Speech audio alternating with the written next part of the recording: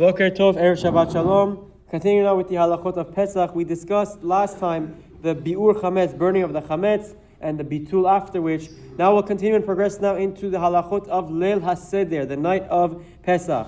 Halacha explains, when we prepare for the Seder, we have to make sure that our table is set, and when we get home, we immediately begin the Seder right as soon as we get home. Rabbi Haim always was bothered historically that just in our Persian customs, we're very, very cautious to wait for the entire family. And he says it's a beautiful idea. Family should always be together, never be separate. But he always complains that family, it shouldn't be at the expense of performing the mitzvot. And the mitzvot of the evening are to give over the story of Yetziat Mitzrayim to the children. And if we wait too late to start the Seder because this Amu didn't come, he always says Amu Naomad, Dai Naomad. If you're waiting for these extended cousins and uncles and aunts who didn't yet make it, you're losing the priority. Your kids are going to fall asleep before you can get to the Seder part. So Rabbi Haim always emphasizes that as soon as Kanisa ends on the night of Pesach, you get home.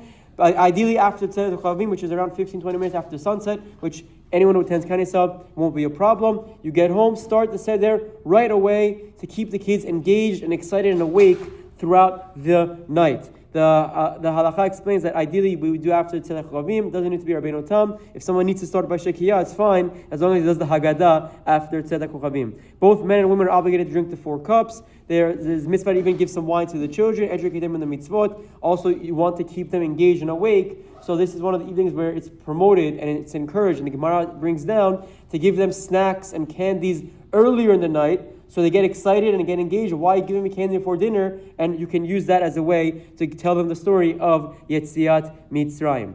The Halacha explains, we'll begin now, the Halachot of Hesebav, leaning. One of the most crucial and integral parts of the Seder is to show ourselves. The Chachamim instituted that one must lean when fulfilling the mitzvah of eating matzah and drinking the 4 cups of wine.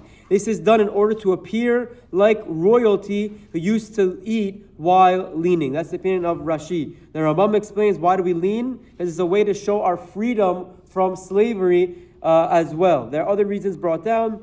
Some say that when we lean on the Pesach Seder, it brings atonement for any arrogance or ga'ava we had throughout the year. That's Rav Benson Mutzafi says that. It's a very nice idea. One should remind those around the table to lean, since it's not something that is normally done when one eats during the year. Heseba, leaning, is required for all of the 4 cups and for eating the matzah, korech, and afikoman.